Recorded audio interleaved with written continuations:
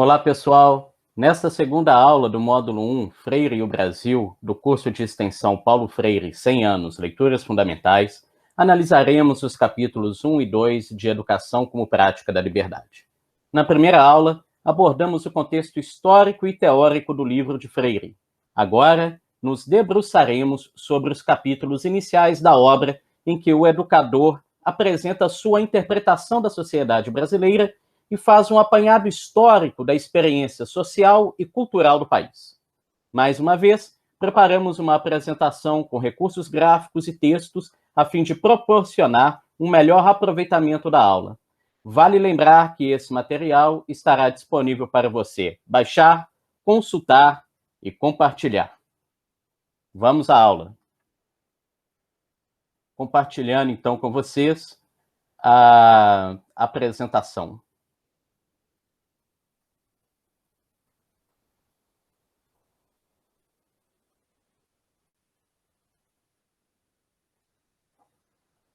Colocando aqui em tela cheia para a gente poder visualizar melhor. Vamos lá, então. Análise dos capítulos 1 e 2 de Educação como Prática da Liberdade.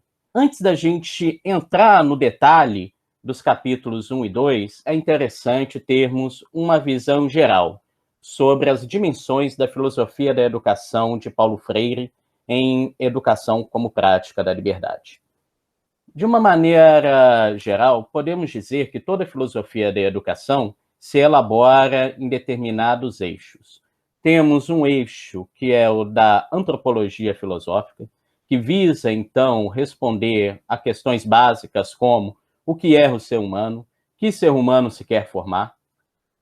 A antropologia se desemboca em uma determinada política que tem como características responder a questões básicas como qual sociedade se quer formar, contra qual sociedade uma determinada prática pedagógica se coloca. E há um outro eixo marcado pela epistemologia e a metodologia. Na coluna da epistemologia, podemos indicar algumas questões fundamentais que toda filosofia da educação busca responder. Perguntas como: o que é o conhecimento? Quais as formas de conhecimento? E essa concepção de conhecimento, esta epistemologia, desemboca em uma metodologia. Metodologia que tenta lidar com as seguintes questões: como ensinar e como aprender. No caso do livro Educação como Prática da Liberdade, podemos identificar todos esses eixos, todas essas dimensões da antropologia da política, da epistemologia e da metodologia em alguns capítulos específicos. É claro, isso dito de maneira bastante esquemática, e a indicação que fazemos aqui dos capítulos diz respeito ao núcleo fundamental do que é debatido em cada parte da obra. Nesse sentido, quando pensamos em termos da concepção antropológica freiriana, podemos identificar que o capítulo 1, sobretudo no seu início, vai apresentar os traços básicos da concepção de ser humano em Freire. Em contrapartida, no capítulo 1 e ainda no capítulo 2, temos, então, o desenvolvimento da concepção política freiriana, onde ele vai responder qual tipo de sociedade, no caso a sociedade brasileira, se pretende formar e contra que tipo de sociedade ele se coloca. Do lado, então, da epistemologia, podemos identificar que os capítulos 3 e 4 acabam, de alguma maneira, respondendo a essas questões: o que é o conhecimento e quais são as formas de conhecimento. E no capítulo 3, e mais especialmente no capítulo 4, temos o desenvolvimento da parte metodológica, quando Freire, então, se debruça sobre a sua educação conscientizadora, apresentando o famoso método Paulo Freire. Agora, passemos, então, a algumas características gerais da obra Educação como Prática da Liberdade. Uma primeira característica fundamental a gente pode encontrar logo na parte inicial do texto, naquilo que seria a introdução, com o título Esclarecimento. A obra Educação como Prática da Liberdade, ela é marcada pela situação histórica brasileira, na qual Freire estava inserido. Nesse sentido, ela reflete, então, todo aquele contexto de atuação de Freire entre os anos 1947, mais especificamente, quando ele começa o trabalho no SESI, e depois até ser dado o golpe militar em 1964, quando ele estava, então, à frente do Plano Nacional de Alfabetização. A obra, portanto, vai destacar aspectos desse contexto histórico no qual Freire estava inserido. Nesse sentido, o texto pode ser encarado, nas palavras do próprio Freire, como um pouco da história, dos fundamentos e dos resultados da educação para a liberdade, da sua proposta, então, pedagógica para a educação brasileira e, mais especificamente, para a alfabetização de adultos. Citando um trecho, então, do esclarecimento. Todo o empenho do autor se fixou na busca desse homem sujeito que, necessariamente, implicaria em uma sociedade também sujeito. Sempre lhe pareceu, dentro das condições históricas de sua sociedade, inadiável e indispensável uma ampla conscientização das massas brasileiras, através de uma educação que as colocasse numa postura de autorreflexão e de reflexão sobre seu espaço, seu tempo e seu espaço. Nesta breve citação, já temos alguns elementos chaves do que Freire pretende trabalhar, seja do ponto de vista da política de maneira mais ampla, seja do ponto de vista da educação de maneira mais específica. A ideia, então, de se promover uma educação e colaborar à educação para a formação de uma sociedade que fosse uma sociedade sujeito e não apenas uma sociedade objeto, onde o educando fosse sujeito do seu processo de aprendizagem e não simplesmente um objeto desse processo de aprendizagem. E, sobretudo, uma educação que estivesse encharcada do seu tempo, ao fazer uma reflexão sobre o seu tempo e o seu espaço, ao promover uma autorreflexão, seja dos indivíduos que são educados, seja uma autorreflexão da própria sociedade brasileira. Passemos, então, agora a um pequeno esquema da estrutura básica de educação como prática da liberdade. Nessa pequena estrutura da obra Educação como Prática da Liberdade, estão destacadas as noções chaves e as oposições principais que Freire trabalha na obra. Podemos, então, indicar uma polaridade. A oposição, então, entre uma sociedade fechada, pautada por uma educação domesticadora e que promove a massificação dos sujeitos e a transformação dos educandos em objeto. Esta sociedade fechada se contrapõe à sociedade aberta, que é vislumbrada por Freire, uma sociedade na qual a educação fosse uma educação para a liberdade, que promovesse a emersão do povo, de modo que o povo fosse sujeito dos próprios processos sociais e políticos e que favorecesse, então, a formação de sujeitos e não de objetos.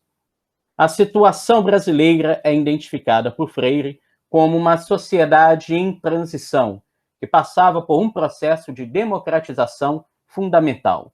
Democratização na política, na cultura, na educação. A proposta, então, seria de uma educação conscientizadora, conscientização para o desenvolvimento nacional e a democracia. Contudo, essa sociedade em transição, que se apresentava, vislumbrava a possibilidade de uma sociedade aberta, tinha que enfrentar alguns obstáculos. Um obstáculo era o autoritarismo e o outro era a inexperiência democrática, característica da formação histórico-cultural brasileira. Freire, então, propõe uma pedagogia da comunicação, baseada em um método que seja ativo, dialogal, crítico e criticizador.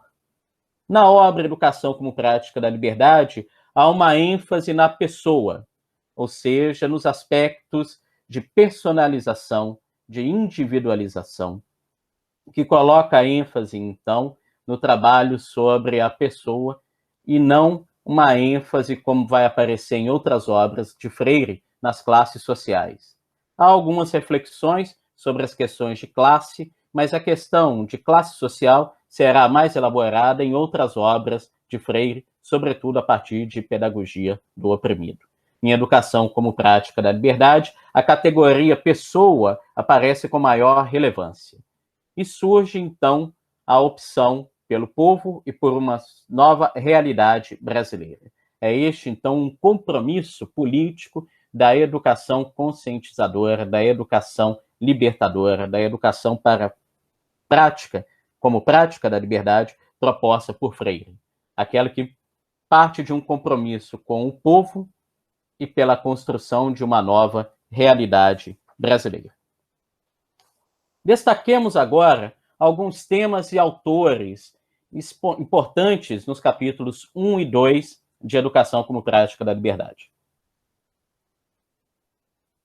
Com relação aos temas, podemos indicar o seguinte: a discussão sobre a concepção antropológica, a discussão sobre a concepção de sociedade, uma sociedade fechada que começa a rachar, está em processo de transição rumo a uma sociedade, ou vislumbrando a possibilidade de uma sociedade aberta.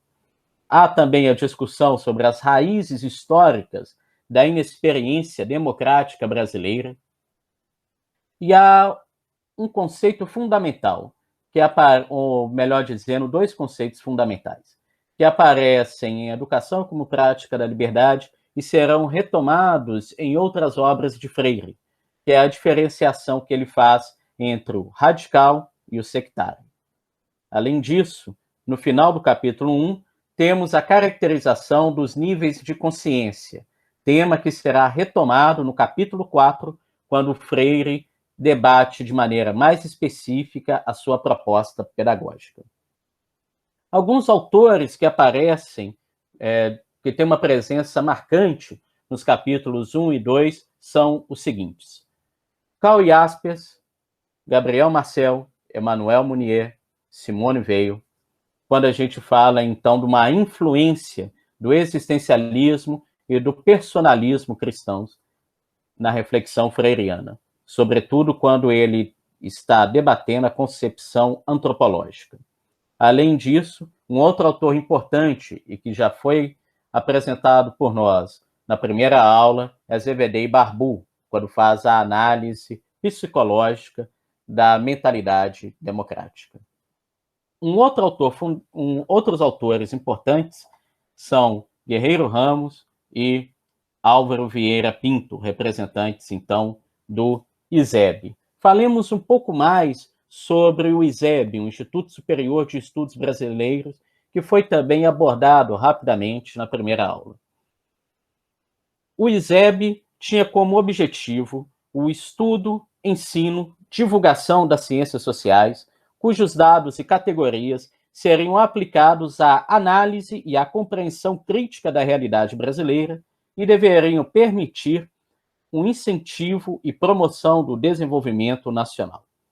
Alguns isebianos históricos com os quais Freire dialoga, além de Guerreiro Ramos e Álvaro Vieira Pinto, e que aparecem também na primeira obra de Freire, Educação e Atualidade Brasileira, são Roland Corbusier, Hélio Jaguaribe, Cândido Mendes e Nelson Werneck Sodré. No ISEB havia uma pluralidade teórica, ainda que se tivesse o mesmo objetivo, ou seja, uma análise crítica da realidade brasileira e um incentivo à promoção e ao desenvolvimento, à promoção do desenvolvimento nacional. Mas era, então, um grupo bastante heterogêneo, marcado por correntes teóricas como o existencialismo, o personalismo, o historicismo, a sociologia do conhecimento, sobretudo aquela desenvolvida por Mannheim, autor também citado por Freire quando discute a questão da democratização, o culturalismo, o marxismo e o liberalismo. O ISEB apresentava algumas perspectivas do seu ideário. A ideia, então, de desenvolvimento como um capitalismo industrial planificado e autônomo, o nacionalismo enquanto um reformismo radical e democrático, que apresentava, então, a ideia de um controle estatal da economia, sem retirar a importância da iniciativa privada, mas compreendendo o Estado como um grande indutor e planejador do desenvolvimento, e fazia crítica em vários autores esebianos, sobretudo naqueles mais ligados à filosofia, como Roland Corbusier, Álvaro Vieira Pinto e também a sociologia, como Guerreiro Ramos, a crítica à alienação cultural e política das elites brasileiras. Nesse sentido, o ISEB defendia uma aliança política pró-desenvolvimento, aliança, então, entre burguesia industrial nacionalista, proletariado, grupos técnicos administrativos e a intelectualidade brasileira, que se contraporiam, então, aos setores agrários, do capital estrangeiro e da burguesia alienada. O ISEB fornecerá a principal perspectiva de leitura da realidade brasileira que Freire desenvolve nos capítulos 1 e 2 de Educação como Prática da Liberdade. Podemos, então, dizer que Freire dialoga com a leitura da realidade brasileira elaborada pelos isebianos, se comprometendo com seus pontos fundamentais de interpretação da realidade nacional. Mas, além dos autores isebianos, Freire também se utiliza, nos capítulos 1 e 2, em especial no capítulo 2, de um diálogo grande com os chamados intérpretes do Brasil. Podemos listar alguns desses autores, como Fernando Azevedo, Celso Furtado, Gilberto Freire, Caio Prado Júnior, Padre Manuel da Nóbrega, Viana Mugg, Padre Antônio Vieira e Oliveira Viana, dentre outros que vocês podem encontrar no nosso caderno pedagógico, quando a gente apresenta um quadro dos autores citados por Freire em cada um dos capítulos de Educação como Prática da Liberdade. Nesse sentido, então, os intérpretes da realidade brasileira fornecerão alguns elementos para que Freire construa a sua interpretação da sociedade brasileira e, sobretudo, identifique os aspectos relacionados à inexperiência democrática nacional. Passemos, então, a alguns pontos relacionados à concepção antropológica de Freire. Primeiro, citemos um trecho da Educação como Prática da Liberdade, do capítulo 1. Trecho esse que aparece um recorte mais longo no caderno pedagógico do nosso módulo. Citemos Freire. As relações que o homem trava no mundo, com o mundo, pessoais, impessoais, corpóreas e incorpóreas, apresentam uma ordem tal de características que as distinguem totalmente dos puros contatos, típicos da outra esfera animal. Entendemos que, para o homem, o mundo é uma realidade objetiva, independente dele, possível de ser conhecida. É fundamental, contudo, partimos de que o homem, ser de relações e não só de contatos, não apenas está no mundo, mas com o mundo. Estar com o mundo resulta de sua abertura à realidade que o faz ser o ente de relações que é. Neste trecho, temos a essência da definição de ser humano em Freire. O ser humano como ser de relações não só no mundo, mas com o mundo. E essa ideia do ser humano como ser de relações, não apenas no mundo, mas com o mundo, é aquilo que vai diferenciar o ser humano dos outros animais. Podemos apresentar um quadro dessa diferenciação elaborada por Freire em Educação como Prática da Liberdade, que é este quadro aqui, que contrapõe, então, algumas características da esfera humana e da esfera animal. O ser humano, como ser de relações, é pautado, então, por algumas características. O conceito de relação traz em si outros aspectos, como a pluralidade, a ideia de que o ser humano não apresenta uma resposta única para os desafios que a existência humana coloca, mas apresenta uma pluralidade de respostas. Isso se contrapõe à esfera animal, que é pautada mais por um contato, uma aderência ao mundo e que, na visão de Freire, apresentaria respostas padronizadas aos desafios da vida animal. Além da pluralidade, uma outra característica das relações humanas é a criticidade e o caráter reflexivo e não apenas reflexo das suas ações. Nesse sentido, o ser humano, então, ele é alguém que pode conhecer os fundamentos da sua realidade, compreender os determinantes da sua existência e, com isso, então, elaborar um pensamento que reflita de maneira mais aprofundada sobre a sua situação no mundo. Enquanto na esfera animal, temos as características de acriticidade e um pensamento reflexo, que está muito colado, não consegue se desprender da situação vivida. O ser humano, portanto, é um ser de transcendência, transcendência que se abre tanto numa relação com o outro humano,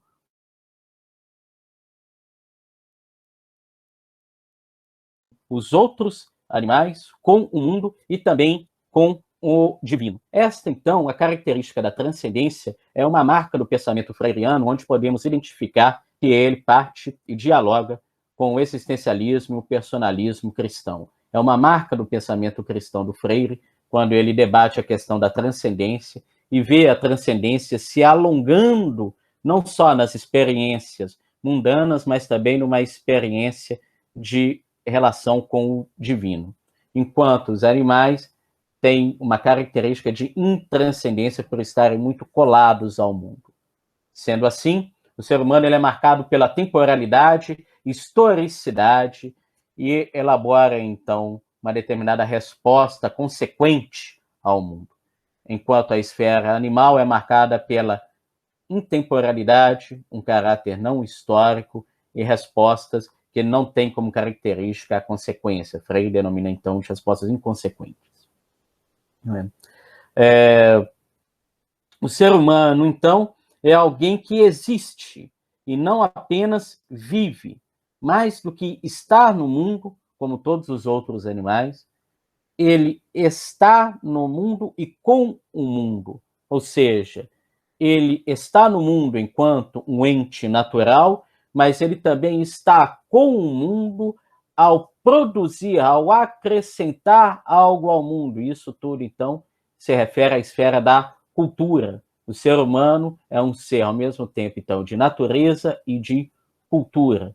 Cultura como uma criação humana que acrescenta algo ao mundo, seja um acréscimo material, quando se constrói determinados objetos que não são encontrados na natureza, seja também do ponto de vista simbólico, na elaboração, então, dos símbolos humanos, sejam relacionados à religião, às artes ou à própria linguagem. Sendo assim, o ser humano é um ser de integração, e não apenas de adaptação ou de acomodação ao mundo. É um ser fundamentalmente de liberdade, e não de meros ajustamentos. Ele é, numa linguagem mais filosófica, um ser no e com o mundo, e não apenas um ser no mundo como os outros animais.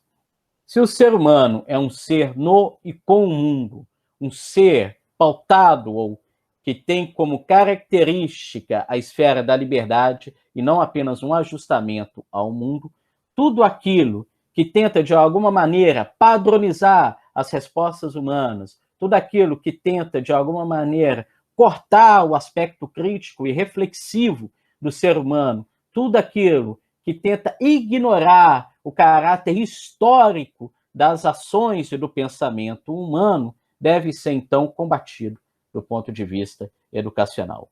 E o grande perigo, então, que Freire identifica nos tempos modernos é a dominação do ser humano pelos mitos e a publicidade, que acabaria tolhendo a capacidade de decisão, de reflexão do ser humano, conduzindo, então, os indivíduos a uma massificação e a uma coisificação do homem. Identificada, então, essa característica antropológica básica que Freire desenvolve logo no início do capítulo 1 e que depois vai ser retomada de maneira bem sintética no capítulo 4, passemos agora, então, à identificação da concepção de sociedade em Freire. Se temos um trecho que, lembro mais uma vez, está de uma maneira mais alongada no nosso caderno pedagógico. Como Freire, então, compreendia a sociedade brasileira de sua época? Vivia o Brasil exatamente a passagem de uma para outra época, isto é, de uma sociedade fechada para uma sociedade aberta. Daí que não fosse possível ao educador, então, mais do que antes, discutir o seu tema específico, desligado do tecido geral do novo clima cultural que se instalava, como se pudesse ele operar isoladamente. E que temas e que tarefas teriam sido esvaziados e estariam esvaziando-se na sociedade brasileira de que decorressem a superação de uma época e a passagem para outra? Todos os temas e todas as tarefas características de uma sociedade fechada. Sua alienação cultural, de que decorria sua posição de sociedade reflexa, e a que correspondia uma tarefa alienada e alienante de suas elites. Elites distanciadas do povo, superpostas à sua realidade. Povo imerso no processo, inexistente enquanto capaz de decidir e a quem correspondia a tarefa de quase não ter tarefa. Em última análise, toda a temática e o conjunto de suas tarefas, ao rachar-se à sociedade, assumiram uma nova coloração. Na sociedade fechada, temas como democracia, participação popular, liberdade, propriedade, autoridade, educação e muitos outros, de que decorriam tarefas específicas, tinham uma tônica e uma significação que já não satisfazem a sociedade em trânsito. Nossa preocupação, de resto difícil, era a captação dos novos anseios, como a visão nova dos velhos temas que, se consubstanciando, nos levariam a uma sociedade aberta, mas, distorcendo-se, poderiam levar-nos a uma sociedade de massas, em que, descriticizado, quedaria um homem acomodado e domesticado. Neste pequeno trecho, temos então os elementos fundamentais da leitura freiriana da sociedade brasileira. Compreendia ele que naquele momento dos anos 40, 50, início dos anos 60, o Brasil estava passando por uma transformação social. Vivia, então, em trânsito que era, então, de uma sociedade fechada, marcada pela não participação popular nos rumos sociais e políticos, por uma não resposta aos desafios fundamentais da existência individual e coletiva.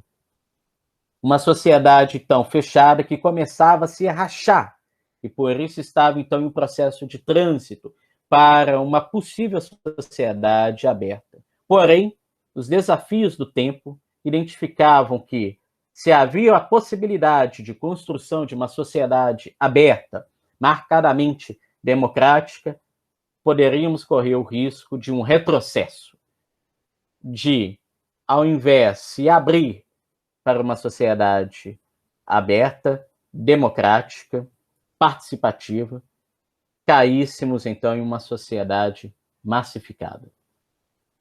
Apresentarei agora um pequeno esquema que coloca destaque nos principais pontos relacionados à compreensão de Freire sobre o que é uma sociedade aberta, o que é uma sociedade em trânsito, o que é uma sociedade fechada. Nesse pequeno esquema, temos ali em 3 colunas as características fundamentais da sociedade fechada, em trânsito e aberta, segundo Freire. A sociedade fechada é uma sociedade marcadamente autoritária, acrítica, alienada econômica e culturalmente, que tem, inclusive, o ponto de decisão dos rumos dessa sociedade fora dessa sociedade. As características, por exemplo, de uma sociedade colonial, que não tem autonomia nem econômica, nem cultural, nem política. A sociedade fechada é marcada pela inexperiência democrática. É uma sociedade basicamente sem povo, que faz do homem uma quase coisa, um mero joguete. É, portanto, uma sociedade objeto, uma sociedade sem autonomia. A sociedade em trânsito, por outro lado, é uma sociedade que começa a sofrer algumas alterações econômicas. É uma sociedade que começa a rachar essa sociedade fechada anterior. E Freire identifica que essas alterações econômicas sofridas pela sociedade brasileira de então tinham como vetores a industrialização e a urbanização. São esses fatores econômicos que começam a rachar a sociedade fechada e permitem as bases materiais para a construção de uma sociedade aberta. Na sociedade em trânsito, há um processo de democratização fundamental, democratização política, democratização cultural, que precisa ser aprofundado e que, para ser aprofundado, organizado, orientado, demanda um trabalho pedagógico específico. Na sociedade em trânsito, começa então a emergir a população, começa então uma emersão popular. O povo começa a participar das discussões e dos destinos do país. Nessa sociedade, temos um embate que Freire detecta entre radicais e sectários. Para Freire, radical tem um sentido positivo, ao contrário do que costumamos identificar na linguagem comum, no senso comum. Radical tem a ver com ir às raízes de um determinado problema, de uma determinada situação. Radical, então, para Freire, é aquele que age e que reflete sobre a sua ação, que ajuda nas transformações da história, que conhece para intervir. O radical é aquele que faz uma opção fundamental para a construção de uma nova sociedade. Uma sociedade que seja marcada pela criticidade, amorosidade e o radical tem uma característica que é a capacidade de diálogo. Enquanto o sectário, que pode ser tanto um sectário de direita quanto um sectário de esquerda, quer ser dono da história, quer barrar o desenvolvimento, quer barrar o processo de democratização fundamental da sociedade, se ele é um sectário de direita, ou se acha um dono da história que possa indicar de maneira não dialogante os rumos que uma sociedade deve ter, quer impor um determinado progresso sem diálogo com a sociedade, o que seria, então, a característica de um sectário de esquerda. O sectário, então, ele acaba trabalhando no âmbito de uma matriz emocional e acrítica. Ele é anticomunicativo, por essência. Ao contrário do radical, que parte de uma matriz racional, que reflete sobre os processos e que está aberto, então, ao diálogo e, portanto, às revisões necessárias sobre os rumos de um determinado processo, seja político, seja cultural, seja educacional. A sociedade em trânsito, que era o momento que vivia, então, a sociedade brasileira, daqueles anos 50, início dos anos 60, era uma sociedade desalienando-se, uma sociedade que procurava uma autonomia, seja do ponto de vista econômico, com um processo de desenvolvimento nacional marcado pela industrialização, seja do ponto de vista político, com uma política independente e que buscasse colocar o centro de decisões na própria sociedade brasileira, seja também cultural, uma sociedade, portanto, que passasse a olhar o Brasil com os olhos da realidade brasileira e não ignorando a realidade brasileira, para pensar rumos para o país. A sociedade aberta, que é aquele vislumbre possível que a sociedade em trânsito coloca no horizonte seria uma sociedade marcadamente democrática, crítica, autônoma econômica e culturalmente, onde homem e povo são sujeitos de sua própria história, sujeitos de sua história política, social, sujeitos do seu processo de aprendizagem. Uma sociedade, portanto, sujeito, e não mais uma sociedade objeto, como era, então, a sociedade fechada. A sociedade aberta é esse vislumbre, portanto, de uma sociedade radicalmente democrática, que é colocada como uma possibilidade nesse momento de uma sociedade em trânsito. Passemos agora, então, identificar as características da sociedade fechada, da sociedade em trânsito, da sociedade aberta. Apresentado que para Freire, o Brasil vivia um momento, então, de trânsito, a saída de uma sociedade fechada e a abertura ou o vislumbre para uma sociedade aberta, de corte, então, democrático, quais seriam, então, os problemas da sociedade brasileira? Problemas dessa sociedade fechada que começa a se rachar, que começa, então, a entrar em uma fase de trânsito e que tem que lidar com algumas raízes histórico-culturais que marcam, então, os processos políticos, culturais e educacionais da sociedade brasileira. Para identificar qual é o problema da sociedade fechada, a qual Freire se contrapõe, ele vai, sobretudo no capítulo 2, apresentar quais são as raízes da inexperiência democrática brasileira. Se a sociedade fechada é marcada pela inexperiência democrática, é preciso, então, investigar, no caso específico do Brasil, quais são as raízes dessa inexperiência. O que acabou nos marcando em termos de processo histórico, cultural, social, forjando, então, um tipo de sociedade de corte autoritário e antidemocrático, que começava, na visão de Freire, a rachar esse autoritarismo, essa antidemocracia naqueles anos 50, 60. Se temos um trecho do segundo capítulo de Educação como Prática da Liberdade, que de maneira sintética identifica, então, os fatores que contribuíram para a construção da inexperiência democrática brasileira. Realmente, o Brasil nasceu e cresceu dentro de condições negativas às experiências democráticas. O sentido marcante de nossa colonização, fortemente predatória, a base da exploração econômica do grande domínio, em que o poder do senhor se alongava das terras às gentes também, e do trabalho escravo, inicialmente do nativo e posteriormente do africano, não teria criado condições necessárias ao desenvolvimento de uma mentalidade permeável, flexível, característica do clima cultural democrático no homem brasileiro.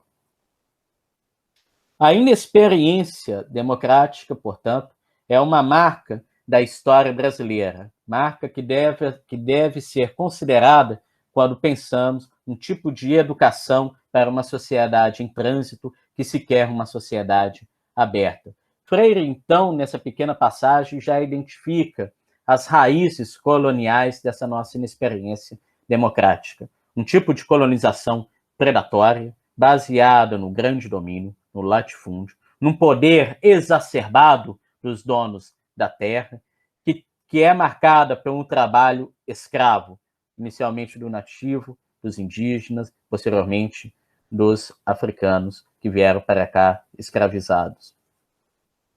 Esse tipo de sociedade não contribui para a formação de uma mentalidade democrática, que seria uma mentalidade, portanto, marcada pela permeabilidade e flexibilidade. Seriam próprias, então, de uma disposição mental democrática. A formação colonial, portanto, ela é marcada por um poder exacerbado, ela é masoquista do ponto de vista de exercício desse poder, ela leva à submissão, ao ajustamento, à acomodação e não a uma integração à sua realidade. E ela forja, então, o mutismo brasileiro, ou seja, a formação colonial brasileira, que está nas raízes da nossa inexperiência democrática, forja um tipo de sociedade sem voz. Isso não significa, para Freire, que que não houve tentativas de rompimento dessa sociedade. O mutismo, para Freire, não é propriamente a inexistência de resposta a esse contexto opressivo, colonial. É a resposta que falta teor marcadamente crítico.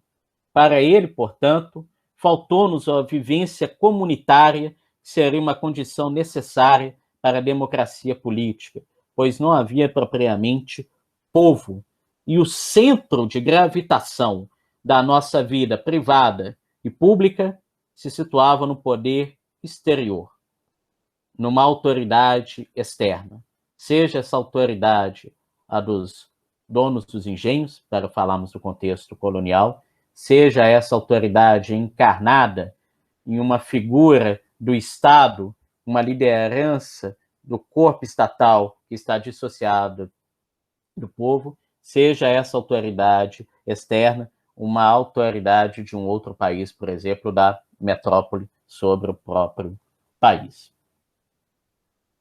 As raízes dessa inexperiência democrática acabam, então, conformando uma determinada disposição mental marcada pelo autoritarismo e o acriticismo.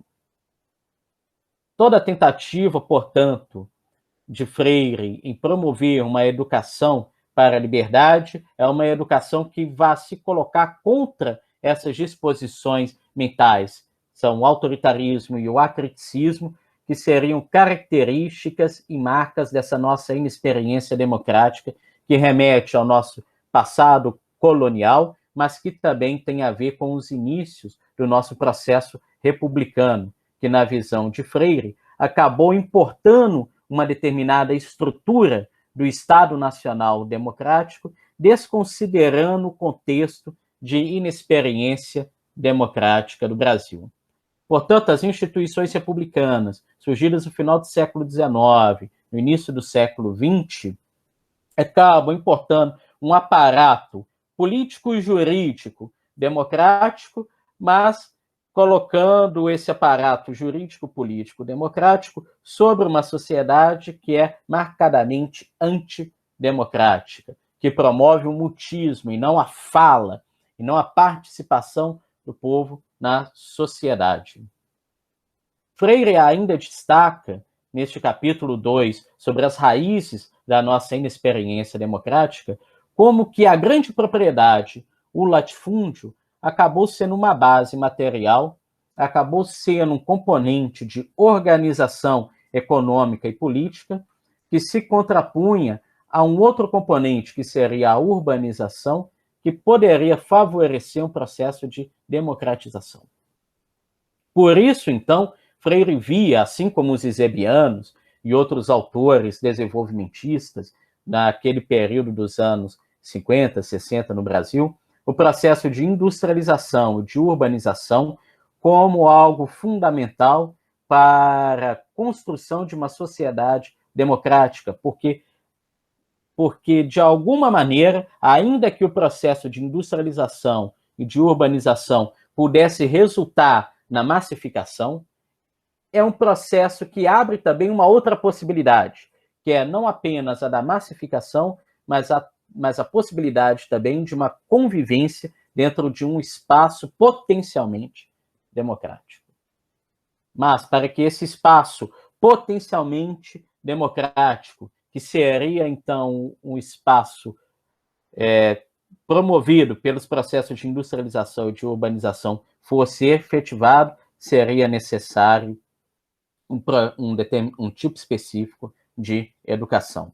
Uma educação que concorresse para a formação de uma mentalidade democrática, para a participação no próprio processo de ensino e aprendizagem e no processo político e cultural do país, e não uma educação que favorecesse a domesticação, uma educação que reforçasse as nossas raízes antidemocráticas, que reforçasse a nossa inexperiência democrática, o mutismo brasileiro. Daí, então, Freire identificar, seguindo as indicações de Zévede e Barbu, que a democracia, antes de ser forma política, é uma forma de vida. E, na história da sociedade brasileira, a democracia não se constituiu nos processos, no período colonial, no período imperial e mesmo no início ali do período republicano, uma forma de vida. No máximo, se implantou, no final do século XIX, início do século XX, uma forma política num contexto onde a forma de vida era marcada pela inexperiência democrática. Então, era preciso agora contribuir para a constituição de uma forma de vida democrática que se alinhe, se articule com a democracia enquanto uma forma política. Freire, então, vai debater no final do capítulo 1, e depois vai ser retomado no capítulo 4, os níveis de consciência e a relação entre educação e consciência. Essa é uma passagem importante da obra freiriana, porque ali a gente vai perceber como o autor identifica determinadas características do que será conhecido como consciência ingênua, como consciência crítica, e onde a educação pode atuar nesse processo de democratização fundamental da realidade da sociedade brasileira. Freire, então, aponta 4 níveis de consciência. O primeiro seria a intransitividade, que é marcada por um quase incompromisso entre o homem e sua existência, uma preocupação vital, biologicamente falando, um plano da vida mais vegetativo do que histórico. Essa intransitividade da consciência, ela é rompida a partir, então, das alterações econômicas operadas na sociedade brasileira. Esse plano, então, mais vegetativo, mais vital, ligado à preocupação básica com a sobrevivência material, começa a ser rompido quando há melhoras nas condições econômicas de vida e permitem, então, essas melhoras das condições econômicas de vida, com que o ser humano comece, então, a vislumbrar outros temas, a elaborar outras preocupações na sua vida. Essa passagem de uma intransitividade para uma transitividade ingênua, que é marcada, então, pelas alterações econômicas, ela coloca o ser humano diante da intransitividade crítica, de um outro nível de consciência. Da intransitividade crítica, ela vence, de alguma maneira, um incompromisso com a existência, abre-se mais ao outro e ao diálogo, mas ainda apresenta uma simplicidade na interpretação dos problemas, uma inclinação ao gregarismo, muito mais do que uma capacidade autônoma de pensamento. É uma argumentação ainda fraca, vendo, então, o diálogo muito mais como uma polêmica, e adota explicações, muitas vezes fabulosas, mágicas. A dialogação se deturpa e distorce. E o perigo deste momento da transitividade ingênua é de se levar, então, a posições sectárias. Esse momento da intransitividade ingênua, essa consciência ingênua, seria a marca do momento da sociedade brasileira, de então, dessa sociedade em trânsito. Uma sociedade que começa, então, a vencer esse quase incompromisso com a existência, que é a marca da intransitividade, que começa a colocar-se determinados problemas, a buscar respostas às situações que são colocadas no seu mundo material, político, cultural, só que respostas, muitas vezes, simplórias, de fraca argumentação e que podem descambar para um sectarismo. A questão, então, seria como passar desse nível de uma transitividade ingênua, desse nível de uma consciência ingênua para uma percepção crítica da sociedade, para uma conscientização, para um processo, então, de formação da consciência crítica. A transitividade crítica teria, então, algumas características que são apontadas por Freire da seguinte forma: a substituição das explicações mágicas por causais, a disposição à revisão e ao diálogo, e a responsabilidade social e política. Criticidade, portanto, envolve tanto a disposição ao diálogo, como também o engajamento, a responsabilidade social e política. Seria, portanto, um retorno a uma verdadeira matriz democrática. E chega-se a esse nível de consciência, o nível, então, da consciência crítica, através de uma educação que fosse dialogal e ativa, social e política. A criticidade, nesse sentido, é a apropriação do homem de sua posição no contexto histórico em que ele está inserido. E não é, esse é um aspecto fundamental, resultante apenas das modificações econômicas. Se a passagem da intransitividade para a transitividade ingênua é uma passagem quase automática devido às transformações econômicas, a passagem de uma consciência ingênua para uma consciência crítica, da transitividade ingênua para a transitividade crítica, ela só é possível a partir de um trabalho educacional aqui relativo não apenas à escola, mas pensando na relação entre educação e cultura de maneira ampla, que seja de caráter dialogal, ativo, social e politicamente. A criticidade, como entende Freire, resulta, portanto, de um trabalho pedagógico crítico apoiado em condições históricas propícias. O grande perigo que Freire detecta no momento de trânsito em que a sociedade vivia, quando ele pensa na questão dos níveis de consciência, era o seguinte: se a gente poderia, então, descambar de uma sociedade em trânsito, que vislumbrava uma sociedade aberta, para uma sociedade de massas, que massificasse, então, os sujeitos, que promovesse novamente uma imersão e não uma emersão da participação popular, em termos de consciência, o risco era que a transitividade ingênua descambasse em uma transitividade, em uma consciência fanatizada. Consciência fanatizada que seria, portanto, a distorção da transitividade ingênua, que seria o abraçar o irracionalismo, que seria, portanto, ter um maior incompromisso com a existência, adotando, então, determinadas características míticas na relação com a realidade. Essa consciência fanatizada poderia ser resultado, então, de um determinado tipo de propaganda, do autoritarismo e da mentalidade autoritária, totalitária, para usar os termos de Zévédé e Barbu, que marcam a nossa inexperiência democrática. A educação, portanto, joga um papel fundamental nessa transição da sociedade, de uma sociedade fechada para uma sociedade aberta, ao trabalhar um nível de consciência que seria a passagem de uma consciência ingênua para uma consciência crítica. Sem esse trabalho adequado de uma pedagogia crítica, o risco era cair-se, então, numa esfera de consciência fanatizada. Se temos Freire, na passagem, então, no final do capítulo 1, de Educação como Prática da Liberdade, a passagem da consciência preponderantemente intransitiva para preponderantemente transitiva ingênua vinha paralela à transformação dos padrões econômicos da sociedade brasileira.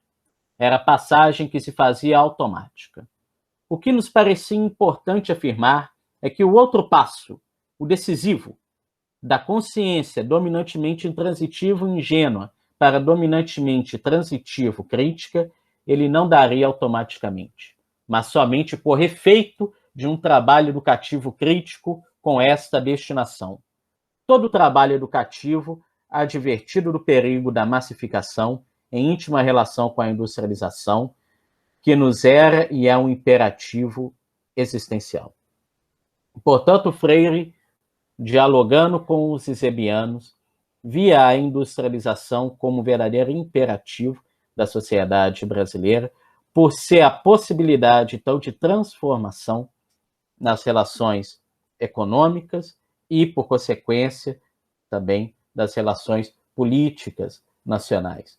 Contudo, para que esse processo de transformação da sociedade pudesse caminhar para a formação de uma mentalidade democrática que contribuísse para a consolidação de uma democracia política, seria necessário um trabalho educativo crítico.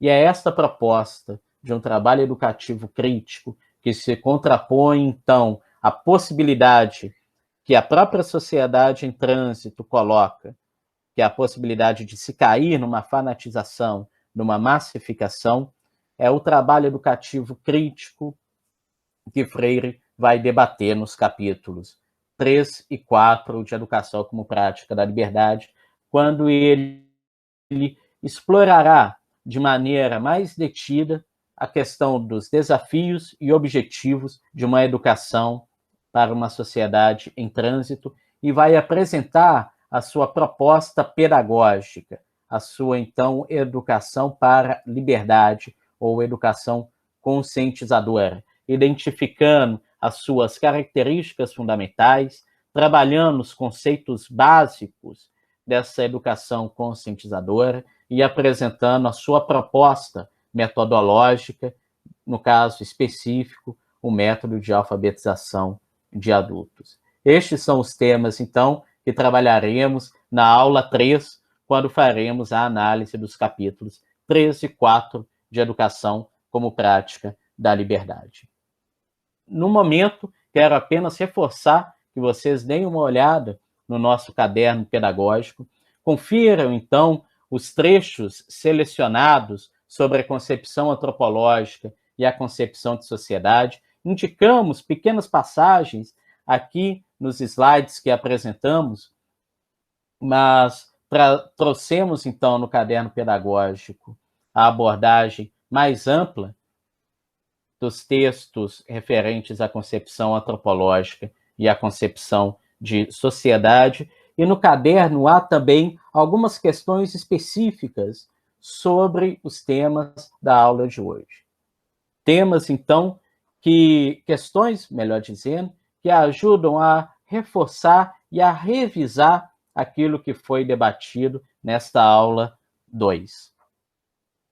Pessoal, ficamos então por aqui e aguardamos vocês para a aula 3, a análise dos capítulos 3 e 4 de Educação como Prática da Liberdade. Por enquanto, é isso. Me despeço então de vocês e aguardo a presença de todo mundo ali na nossa aula 3. Até mais!